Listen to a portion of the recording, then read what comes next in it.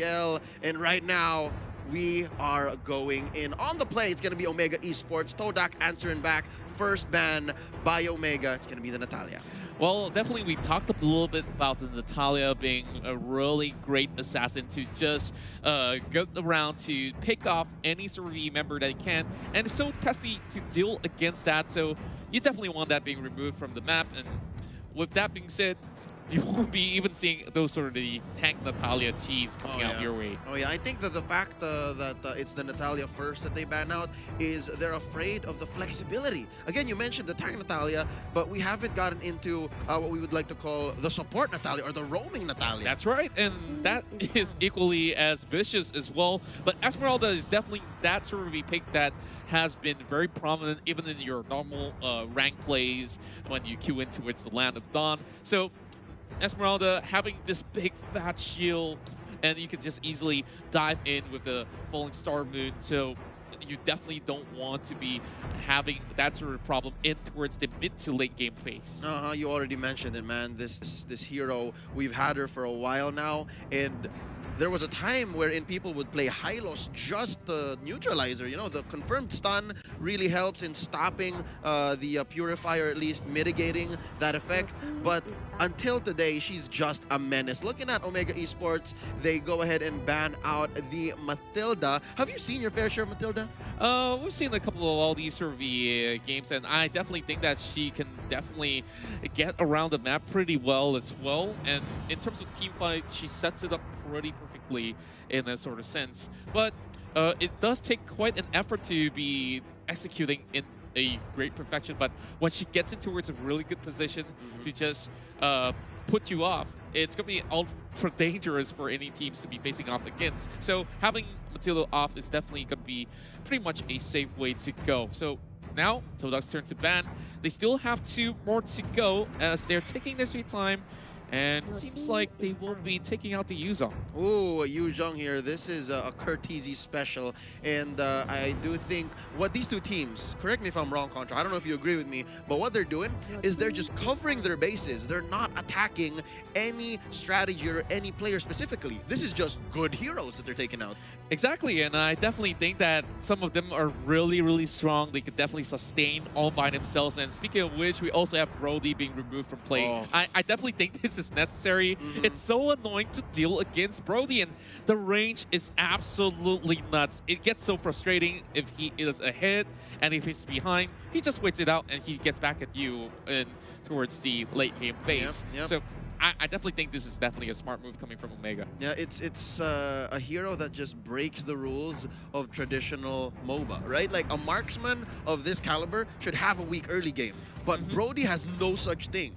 Brody just marks people and is able to burst you down like, what, 3 or 4 auto attacks in. It's ridiculous. It just melts you like butter, and whoa, okay. I believe that's a Lapu Lapu, is that right? It is arguably one of the winners of a patch that came down maybe a month or 2 ago, and he has been owning the off lane. He has been taking people down, whether it's from the EXP lane or from the gold lane. This hero right here is just a damage-dealing machine. I put him in the same category as 2 other heroes. I put him in the same, bunch as Benedetta and Lancelot. Oh, Benedetta just has more utility, and Lancelot just has more mobility and damage. Lapu Lapu kind of like puts those 2 worlds together. Yeah, and he definitely is that sort of bully that you don't want to be messing with, especially that he could possibly outlast many other fighters out there, or even some say tanks.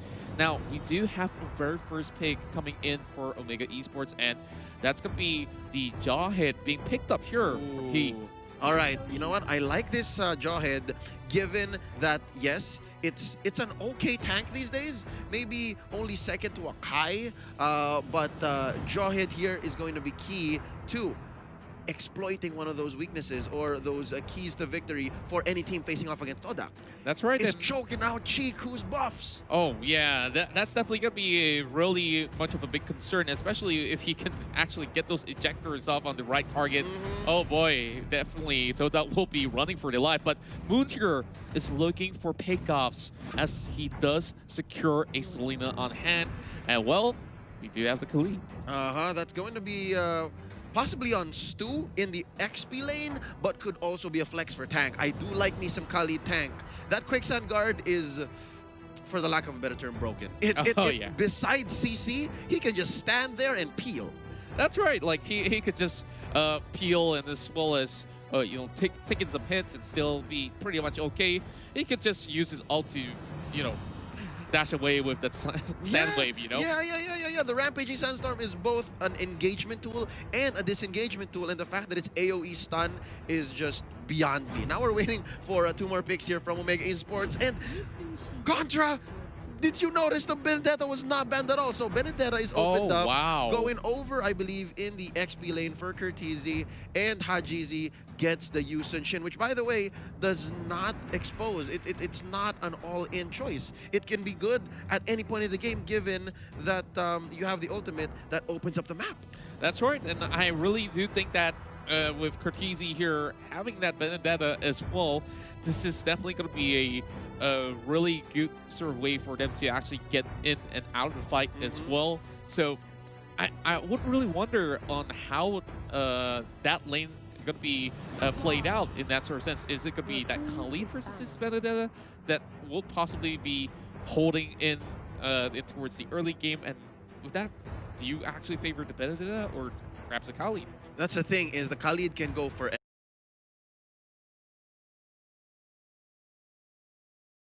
just on a higher uptime. Like, without Rampaging Sandstorm, Stu is just better off staying in his lane, right? But Benedetta can just call it quits. Curtizi can just call it and say, you know what, I'm done here. Like, I'm not getting anything from you. This lane is effectively dead, so I'm going to go ahead and visit mid. Let's see what Hajizi's up to. So I think that's what's going to happen. But right now, going into the second phase of banning, we're waiting on Todak. What else is missing from Omega Esports? They need a mid laner, and there's one taken out, Luoyi. Oh man, Luoyi definitely is going to be pretty much of a disruption, especially when you could just teleport away with the ultimate in that sort of sense. So with that being removed, they definitely would have actually have less of worries, but Link being banned away is definitely going to be a really interesting ban, because Omega Esports, do correct me if I'm wrong, but they do use Link for themselves too. But if they were to be getting that Link for themselves, it will be pretty much of a greedy pick, knowing that Todak now does have the priority. Yep. And I think there will be no room for the Ling, given that Yusun Shin is already here, unless this is a side lane Yusun Shin. Gold lane Yusun Shin is not unheard of, not impossible, but Pretty much. I think that, yeah, it is a little too tight. It is a little too tight. Yeah. So yeah, they take out the Ling themselves, while on the other hand, last ban for Todak is going to be the Farsa. I think they are just on a one-track mind right now.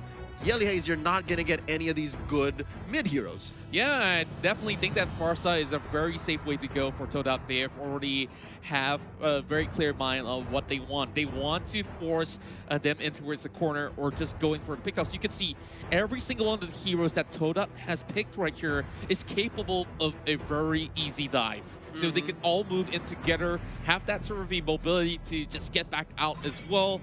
And if they keep going in for those pickup, I think that Omega Esports might be bleeding out if they were to be punished for it. Yep, this is essentially MOBA fundamentals. It's the battle of yin and yang. It's the dive comp versus the poke comp, and we're here seeing them complete both their puzzles. 2 more picks per side, and we have Todak going for 1 more here. They're lacking a solid tank. I wonder what E1 has left in the tank. Get it? He's the tank player. Yeah, I'm pretty much getting it right in. So, you know, back in the days when Grok used to be a thing, he was one of the best Grok players around. But now that that's off the table, maybe a Boxia or who knows, Gacha could even be working in a certain way. But I'm not even sure if that's the case. But okay, and we are going to be getting Formation with the Cho. Tank Cho? Possible? Or another side laner, right? This is the Todak formula. Still a strong believer in the 1-3-1, which, by the way, I still believe is just as impressive. Still efficient. I mean, the whole XP lane and gold lane from Project Next should not have killed the strategy. If anything, it made it better. Oh, indeed. And you know, it would be even more interesting if all of them actually go on like a full offense build and just try to go all in on this one. But of course, somebody's got to neutralize it at one point, and Ruby's going to be coming into the picture alongside with an Eudora. So let's talk through this, all right? So I definitely think that there's a whole lot of crowd control coming in from Omega Esports to actually suppress all these sort of firepower coming in from the side of Todak. But the answer with the Akai.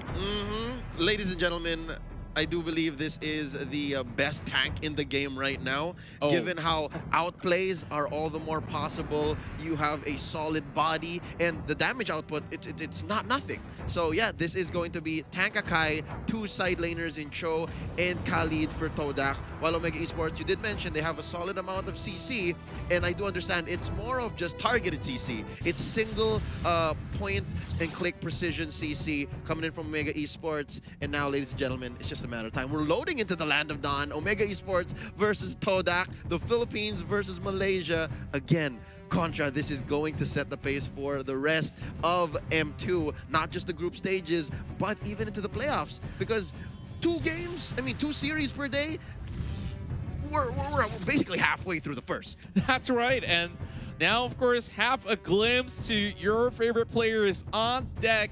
Of course, you got Moon, always with his slick hair, and they are pretty much unfazed. We're going to be going in towards our very first game in a real short bit, and here we go. And towards the land of Dawn for Game 1 in the M2 World Championship of Mobile Legends Bang Bang. Over right here with me, casting alongside is definitely going to be Leo Gaming, and I'm Contra.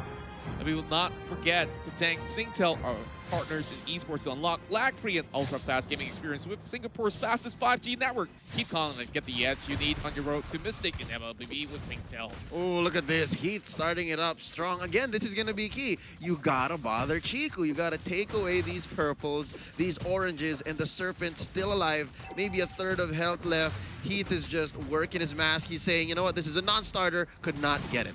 Oh, he actually dives in a little bit late to the scene, and it might just be punished. He's already used his flicker as well. He needs to get out of this, and I believe that that chunk of health left, he's got to back away. Oh, Curtizi super aggressive up top, cutting the lane already. I do believe this is maybe just the 2nd or 3rd wave. Oh, the duel! It's happening! Maze already goes in for the flicker. That's out. Curtizi looking for a dash. Can he find him in the bush? Oh, he gets it! Whoa! That's first blood for Omega Esports. Just look at that blow, and Curtsy still at it once again, and E1 tries to finish him off, and he managed to make it out! What? Absolutely insane! Omega Esports not only got the first blood, but he makes it out alive. With relative impunity. Not the team, but the fact that he was not punished at all. That was a big 3-man rotation sent in by Todak, and in mid, that's going to be Moon being hit by the Mountain Shocker, survives with just a sliver of health as well. Yeah, and I am definitely excited to see what goes up next. A lot of all these flickers have already popped up from the side of Todak, and they are forced to play passive all the way. Now, Kenji is also controlling his lane relatively well, so if they were to choose to roam, definitely could be great.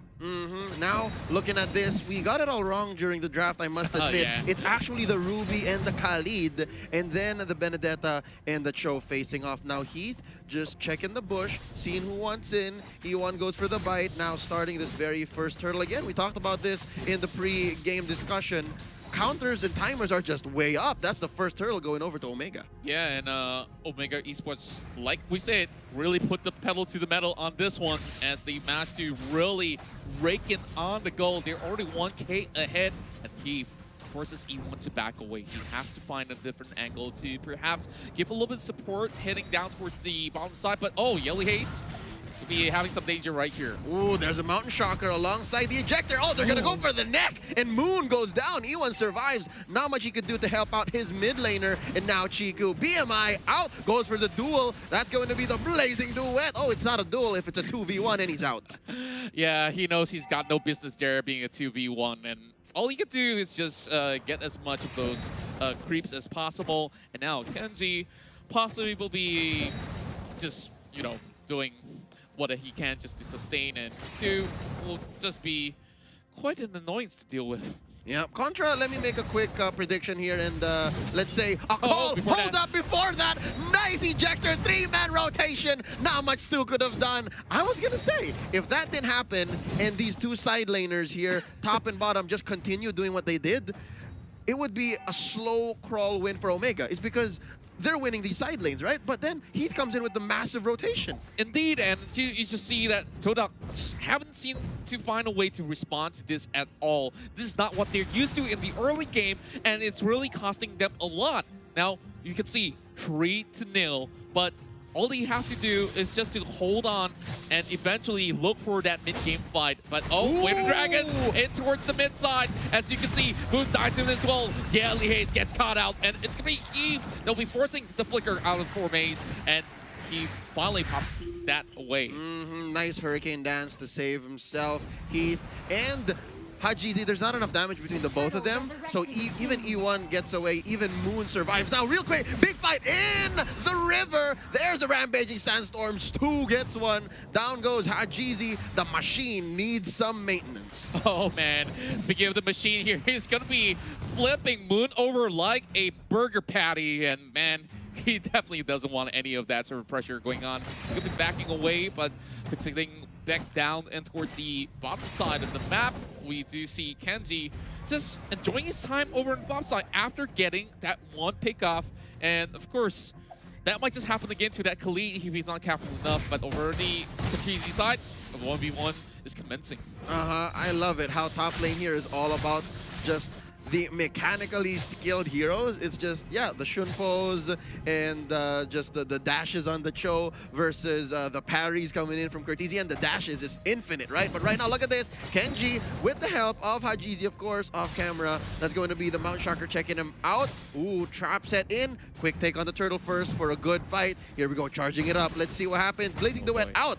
Chico, I love how he's so disciplined. Yeah, he's definitely holding on towards that trigger at the moment, and Formace is just getting as much vision as he can. Just looking at the itemization right now, we do have Stu already having half the season. Oh, it's going to be Eve that will be able to pull E1 right in.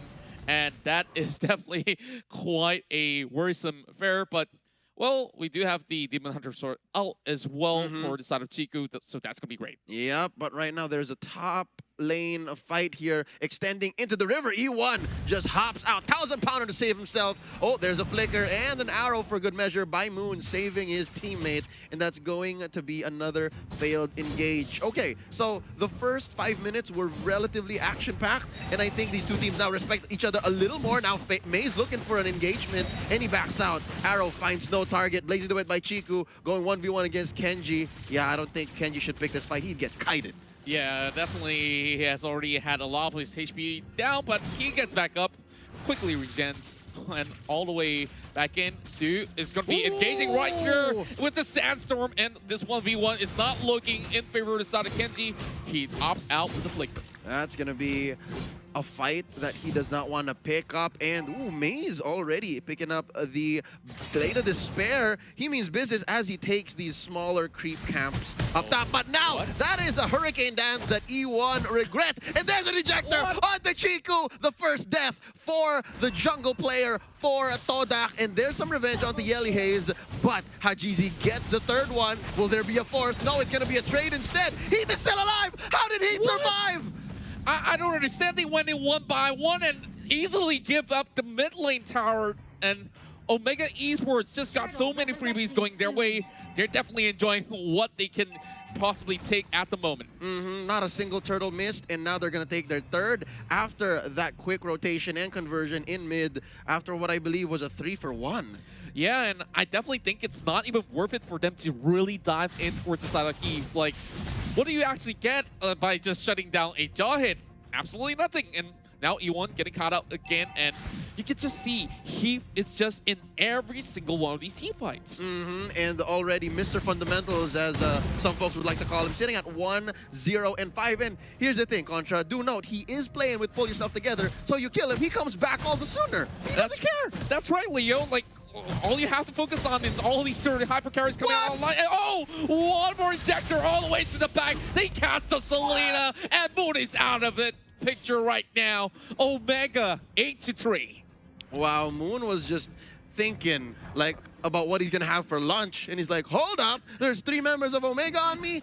I was not planning for that, and I think Todak, they were thinking maybe a step ahead, and they were like about to rotate, but it was just too late. Again, the fact that Yelia is here, has the Eudora, means he's playing for the neck. He's playing for keeps, and there's another one. Ejector into the back. E1 goes for the Hurricane Dance. They just need one more hit, and oh, not enough Smart Missiles to finish the job, and there's a hook in by Kenji. Going for the finish is Hajizi. That's a double. Moon goes down finally, and another turret.